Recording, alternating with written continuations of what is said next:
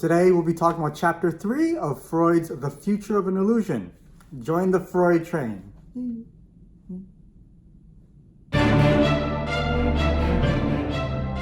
Hello, welcome to the channel where we talk about psychiatry and religion with a focus on how to apply it to your life. Today we'll be talking about chapter 3 of Freud's The Future of an Illusion. If you're just joining us here, The Future of an Illusion is Freud's seminal work, I suppose, that caused all the ruckus between psychiatry and religion, where Freud kind of, badmouths religion, for lack of a better term. And so I want to go through it chapter by chapter. So this is part 3. Do watch parts 1 and 2 if you haven't heard it already, but I'll summarize chapter 2 now for a little bit of a refresher. In chapter 2, Freud talked about, the difficulty of having a culture, a good culture, or a society, in other words, where you need most of the people to be fairly good, like not criminals or anything, trying to destroy society and stuff like that. And as a result, the best cultures, they are able to create 2 major things, like ideals and artwork. And then he talks about ideals and artwork, and it's not what you think it is, but explains how ideals and artwork helps keep people sort of in line, right? And then the third thing he alluded to in the end of chapter 3 was this idea of religious ideas. So then chapter 3, we'll be talking about this idea of religious ideas. So religious ideas, according to Freud, is something that culture has created, and it's a very prized possession of culture. And so what is a religious idea? That's not really much controversy. Religious idea is something where you have an idea that is based, that's a religious one, about God or something divine. You can have like religious dogma or tenets or principles that you believe in. But generally speaking, these religious ideas, he's just talking about it very broadly, about them generally and how they're created in culture and why they're created in culture. So why are religious ideas valued in culture? That's what he kind of starts off talking about in chapter 3. And he says that in chapter 3, religious ideas are valued because if you didn't have them, everyone would just lie, cheat, and steal. They would murder each other and steal from each other, and you can't have a society that makes sense if you do that. So, you have to have some sense of like what is right and wrong and what to do. And so it would be very silly to abolish culture because, remember, culture was created to help us deal with Mother Nature, to deal with nature, rainstorms and thunderstorms and the sea and earthquakes and stuff like that. It gets very, very challenging to live life knowing that at any moment, you could just boop, like out of nowhere, you're dead, right? Things like that. So then where does religious sort of ideas come into play and how do they help culture? He talks about how individuals have a really tough life. On the one hand, they have to deal with all the rules and regulations of a culture, even though they want to do certain things, like they want to have $1 million. They can't just steal it, right? They want to marry the person next door, but they can't force them to do it without, their permission and stuff like that. So, shucks, right? And also, they have to deal with the nature, right? Any moment in time, at least back then, if your farm crops weren't good, you would be starving. If you didn't catch the appropriate amount of food or hunt for the appropriate amount of food and you weren't lucky with that, you would be starving. If it would just thunderstorm like crazy and there was a crazy hurricane and you weren't prepared, that's it. You're toast. You're dead. So the religious ideas, along with the other ones, the ideals and the artwork, are created to handle our anxiety living life.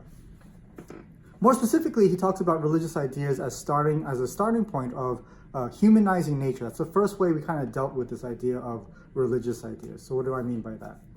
Back then, we had the mythology of the Greek gods. There was a god of the sea, Poseidon, god of Zeus, who's the thunderstorms, and god of love, right? That's also, and all these gods were created, according to Freud, to deal with the fact that these events were very random. The waves and the monsoons or the other, even love, right? Very random. You couldn't really rely on anything. And so by creating a god as the source, as the reason for why things happened, it decreased the anxiety because now we could relate to this god to appease them, to bribe them, to beg for them, to do what we would like them to do, as opposed to say, oh, it's just random. Okay, like I am not in control of my life whatsoever. Okay, and that was kind of the initial need for God to handle the anxiety of nature just completely, screwing us over. So when we learn more about nature and how it actually works, there was less need for God to fulfill that role. And then he says, Freud talks about how God transitioned from a naturalistic perspective to something else, and he kind of went into the moral realm. Now God kind of created nature but left it alone to its own devices, and now God just is around for our moral needs, for our needs such as to deal with suffering, so to deal with injustice, right? To deal with things like that. And so when we have that shift in God, there's always going to be a component of human nature that's going to have anxiety over the future. And he's saying that that's essentially what God does, right? And that's why we created God to handle that anxiety. He also made the observation that this relationship we have with God is very similar to our parental relationship, in the sense that when we're growing up as a child, the entity that protected us, but we also feared at the same time if we did something wrong, was our parents.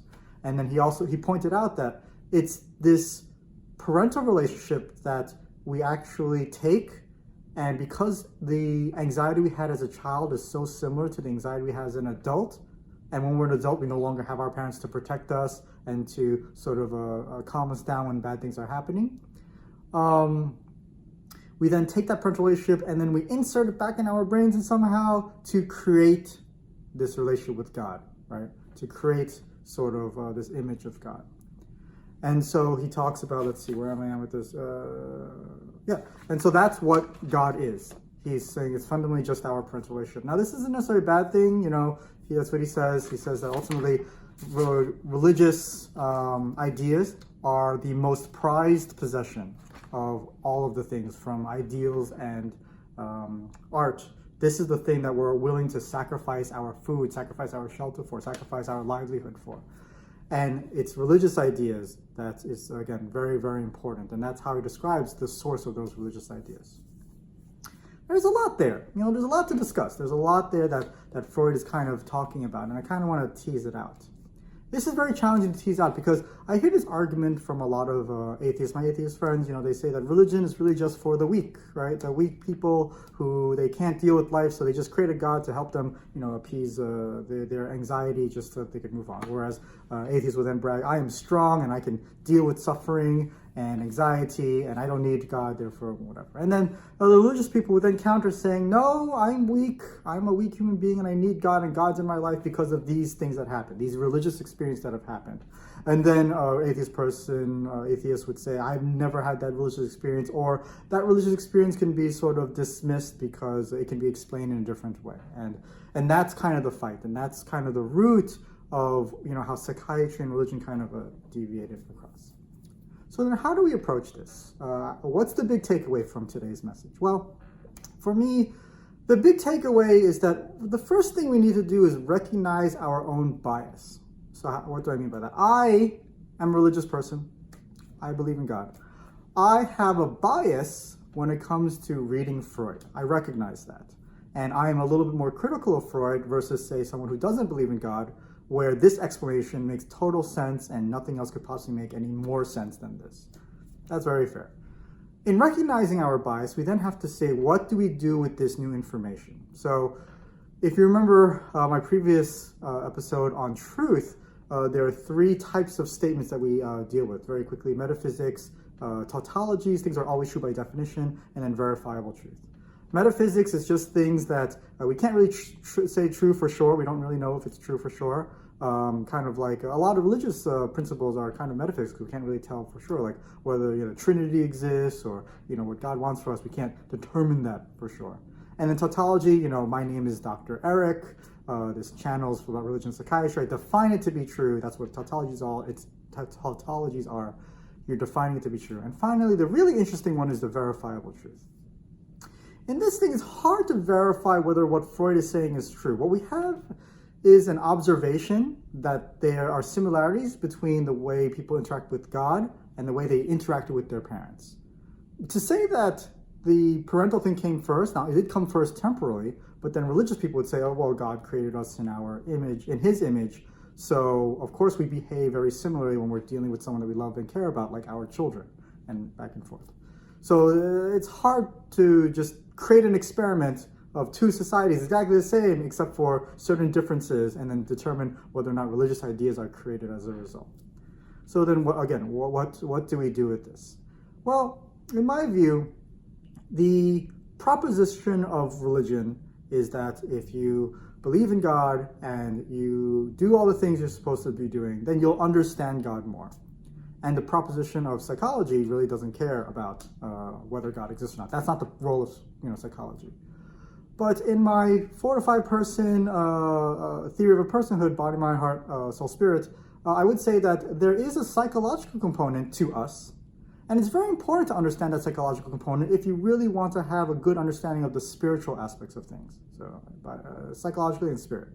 So what does that mean? It means that for me, and in my personal journey towards understanding God, I need to understand my psychology really, really, really well to kind of weed out the version of God that is really founded in my psychology. So for example, Freud says that God is essentially used for decreasing your anxiety about the difficulties of the world, right? And if that's just God and God doesn't actually exist, then it's hard to say if that's a good thing or a bad thing, because it may result in decreased anxiety in your entire life. And if you're misguided, then I don't know if there's anything particularly wrong with that, but people want truth, right? They want to know if it's true or not. It becomes a problem when you have distortion in reality and then you make poor decisions based on your distortion in reality. But for me, I want to understand that, okay, if God is just there for decreasing my anxiety, is my relationship with God just to decrease my anxiety? Is it just sort of, I guess, a one-way street? Am I just praying to God for candy canes and preventing bad things from happening to me? Do I only pray to God only for good things to happen and stop bad things from happening? That's a lot of people's relationship with God. It's very understandable, of course, right? That's kind of what we typically do in our modern culture. But when I realized this, then maybe what is God outside of that framework? What is God outside of just decreasing my anxiety or wishing for something good to happen? And when I began to pursue that more, I began to understand some more things, right? But then, is that really just a way for me to create meaning for myself? Okay, I don't understand that. And I guess all I'm saying is that journey of understanding a God that is outside of psychology, of my psychological makeup, I believe that if you find that, if it exists, then it will be more true to what's actually going on with the spiritual space that people are trying to explore and understand. But without understanding the psychological component, it's going to be very hard to understand a divine being not significantly influenced by that. And that's what I'm trying to, I guess, get across in this message. Very complicated. I hope I did it. If you like this series, or if you like this channel, do like and subscribe. Type in your comments below. Tell me what you think. I really want to know what you think. And I'll see you next time with chapter 4. Yeah. Bye. This is getting pretty complicated. Are we good so far? Do we understand what's going on? Do I need to make maybe a middle video? I guess explain some stuff a little bit more. Let me know in the comments. Let me know if you want me to explain anything, like expand on stuff. I want to make sure you understand. Normally when I talk to people, there's feedback. Like, I can hear you, the person talking. I can ask what you understand, what you don't understand. But now I can't do that. So comment if you need any help understanding anything, or if you'd like me to just expand on some stuff. We are almost halfway through. Actually, we're not close to halfway through. Next one will be almost halfway through. And chapter 4 will be next, and there are a total of 10 chapters. So I'm just gonna push through. So just let me know if you need to understand anything more. I'd love to help you understand it more, because it's a really cool topic. Really interesting to understand why Freud and religion sort of started butting heads back then. All right, I'll see you next time. Bye.